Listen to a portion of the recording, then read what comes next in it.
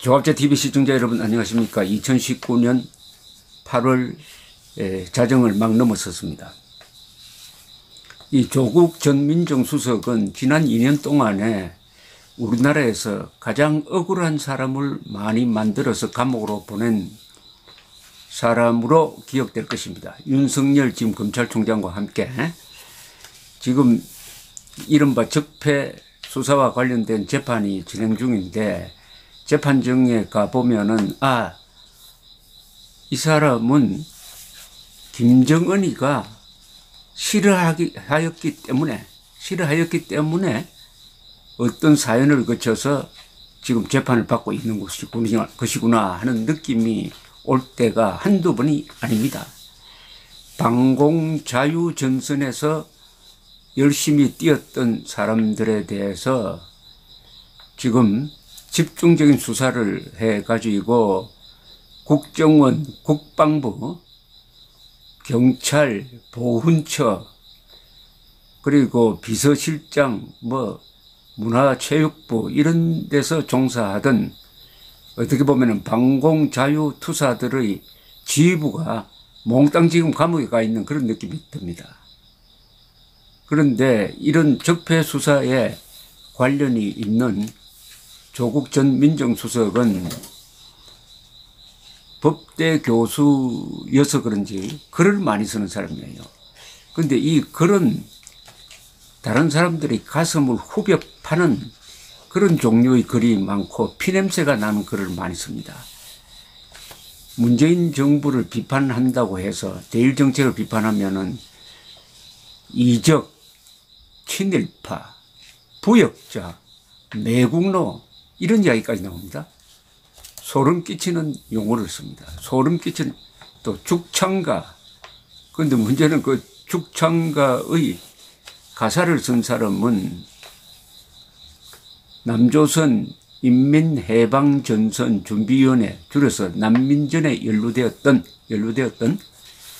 그래서 장기영을 쓴 사람이 쓴 시에 곡을 붙인 죽창가를 느닷없이 선전하고, 그리고 이제 본격적으로 조국 씨의 행적이 드러나는데, 노태우 정부 시절에 이른바 산호맹이라는 조직에 연루되어 가지고 징역을 살다가 나온 사실.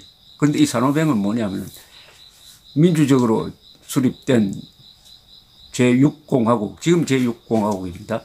노태우 정부를 뒤엎고 사회주의 나라를 만들겠다는 국가전복 혐의였습니다. 국가전복죄를 지은 사람이 그동안에 이런 검찰권 행사에 관여했다는 것은 대한민국이 공산화되고 있다는 주장에 상당히 힘을 실어줍니다. 산호맹, 난민전은 북한 노선과 같고, 산호맹은 북한 노선과는 다르지만은 결국 지향하는 것은 마르크스 레닌의 사회주의 혁명 노선이라는 점에서는 공통점이 있습니다. 그런데 거기에 대해서 잘못했다고 빌지도 않고 마치 잘한 것처럼 지금 버티고 있습니다. 뜨거운 가슴을 가졌다든지. 문제는 산호맹 사건이 일어난 시기입니다. 그게 노태우 정부 때입니다. 노태우 정부는 잘 아시다시피 6.29 선언을 통해서 개헌을 해가지고 1987년 12월에 실시되었던 직선제 대통령으로 뽑혔던 사람이 노태우 대통령이고, 노태우 대통령 시절부터 비로소 본격적인 민주화가 실천되기에 이르렀습니다. 분명히 노태우 정부는 민주정부입니다. 국민이 뽑은 정부예요. 민주정부입니다. 그 자유민주정부를 뒤엎기 위한, 그것도 뒤엎어가지고 그 다음에 사회주의 세상을 만들기로 작심을 했던, 그리하여 7년까지 살았던 사람이 법무장관이 된대요. 법무장관이. 그러면 누가 봐도 이것은 문재인 대통령이 조국 법무장관을 시켜가지고 대한민국을 뒤엎고 체제 변혁을 하자, 사회주의 혁명을 하는 핵심이 되라, 검찰과 사법부를 잘 요래해가지고 그런 특명을 내렸다고 의심할 자격이 있습니다. 아니, 권리가 있습니다. 그런데 청문회를 앞두고 이 조국 법무장관 후보 지명자, 법무장관 지명자죠. 지명자에 대한 다른 방향의 의혹 제기가 하루도 끊이지 않고 나옵니다. 방금 몇 시간 전에 자유한국당 주광덕 의원은 조국 법무부 장관 후보자의 부친과 친동생이 과거 건설사를 운영하면서 조 후보자 일가족이 운영한 학교재단 웅동학원으로부터 공사 일감을 받은 뒤 재단 돈을 빼내기 위해 위장소송을 벌였다는 의혹을 제기했습니다. 주 의원은 이 과정에서 조 후보자 동생이 재단에서 공사비를 받아내기 위해 부친과 짜고 치는 소송이 벌어진 의혹이 있고 전처와 위장이혼을 한 의혹이 있다고 했습니다. 그러면서 웅동학원 이사로 재직했던 조 후보자가 웅동학원 측이 소송에서 패하도록 묵인한 것 아니냐는 의혹도 제기했습니다. 여기 보니까 위장이라는 말이 뭐 위장결혼, 위장이혼, 위장전입, 이 조국 후보자와 관련된 의혹 중에서 위장이란 말이 자주 나와요. 그리고 논문 표절도 뭐 위조라는 말하고 비슷하니까 표절, 위장 이런 말이 왜 이렇게 자주 나옵니까? 이 주광덕 의원의 이 기사는 제가 설명을 하지 않겠습니다. 너무나 복잡합니다. 복잡한데 제목이 이렇게 요약이 되어 있는데 조국 일가 위장이혼, 위장매매, 짜고 소송 의혹, 조국 측은 아직도 상황 파악 중이다. 이렇게 나왔습니다.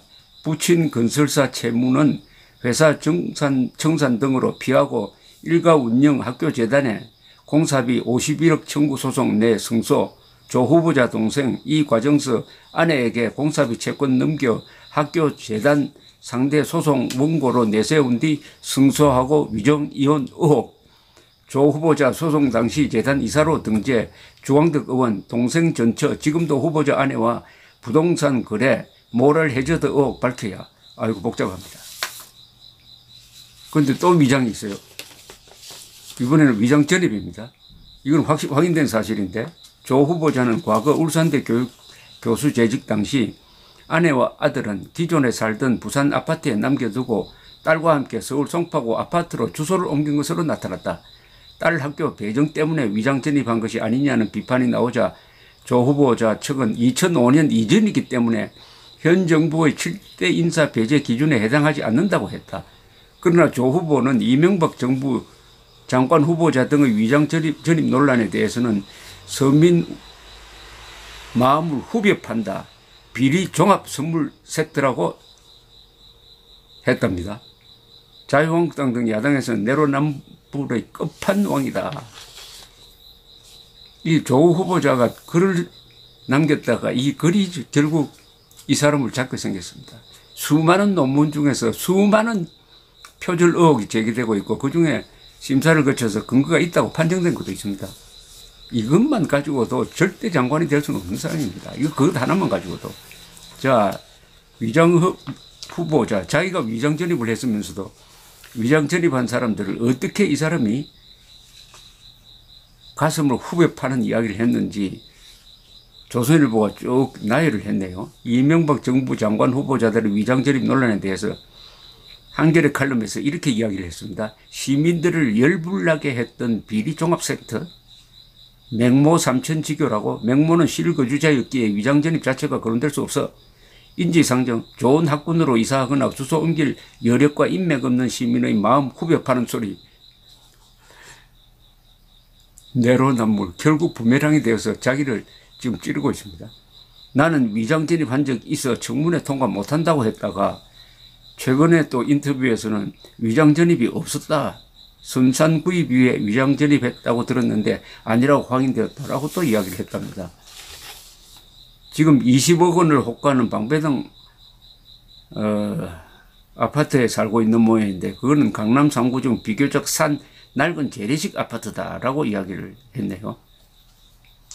이런 걸 총종합해가지고 조선일보 사설이 오늘 정말 이해할 수 없는 조국 후보자의 행태들 해가지고 딱 정리를 했습니다. 요거는 소개를 해드리면 여러분들이 좀 감이 잡힐 겁니다. 하도 이게 의혹이 많아서 의혹이 비리 종합백화점입니다. 비리 의혹 종합백화점이라고 할까요? 말 비리라고 해야 되겠네요.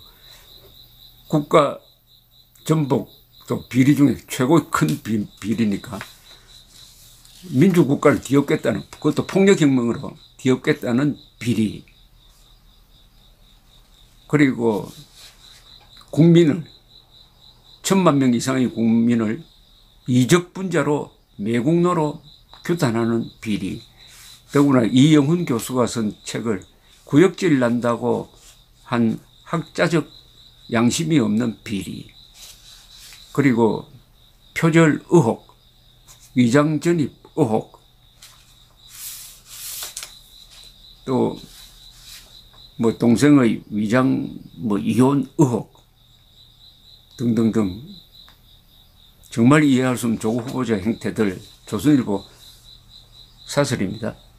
조국 법무장관 후보자가 본인과 가족 명의로 모두 56억여 원의 재산을 신고했다. 본인 명의의 서울 서초구 아파트, 아내 명의의 상가, 그리고 34억 원 상당의 예금 등을 가지고 있다고 한다. 이런 조 후보는 자신이 강남좌파라고 말하고 다녔다고 한다.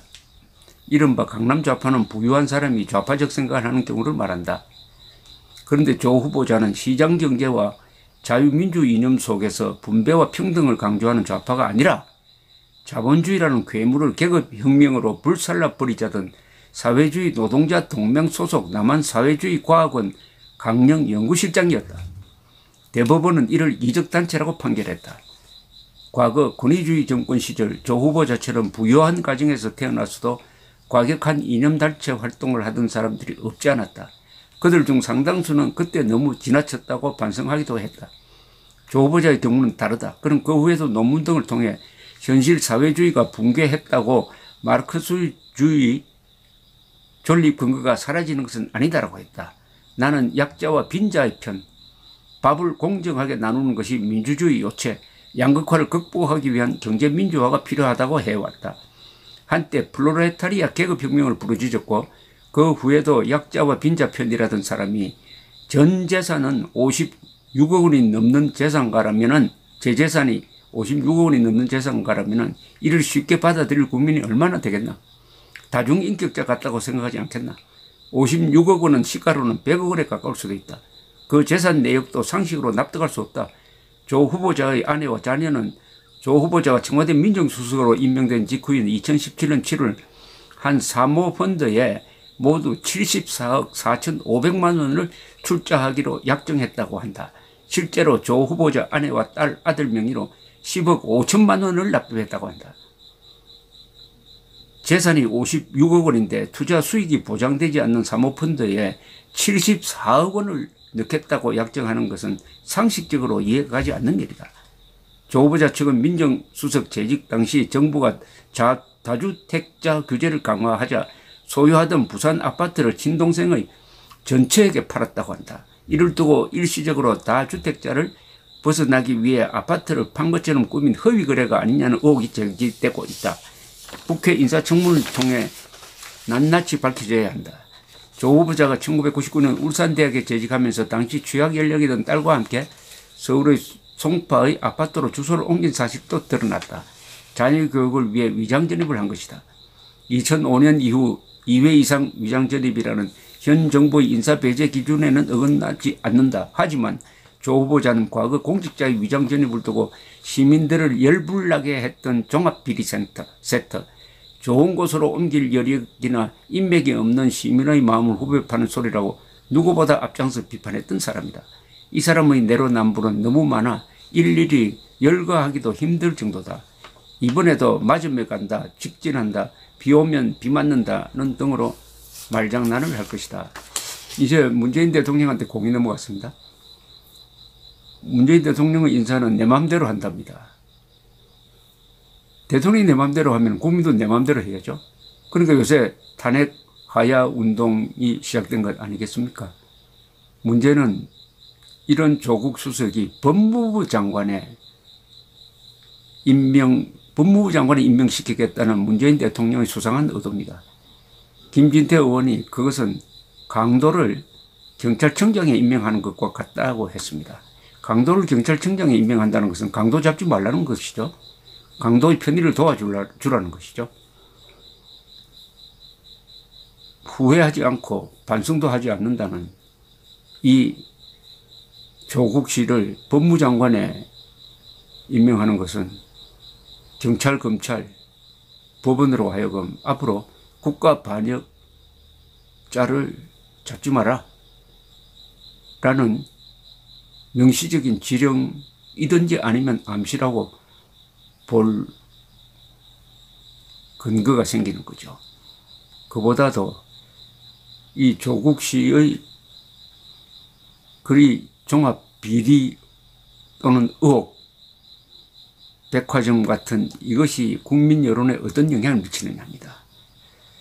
국민 여론이 악화돼 가지고 문재인 대통령 지지율까지 낮아질 때 그럼 언제까지 조국 씨를 안고 갈 수 있느냐 앞으로 흥미롭습니다. 물론 이것은 야당이 어떻게 하느냐, 언론이 제대로 보도를 하느냐에 의해서 좌우될 것이고 KBS, MBC가 소방수 역할을 얼마나 할 것이냐에 의해서 좌우될 것인데 물론 최종적으로는 민심의 변화입니다. 민심이 이건 안 된다 라고 할 때 문 대통령이 조국 씨를 버릴 때 그럼 버린다면 어떤 사태가 벌어질 거냐.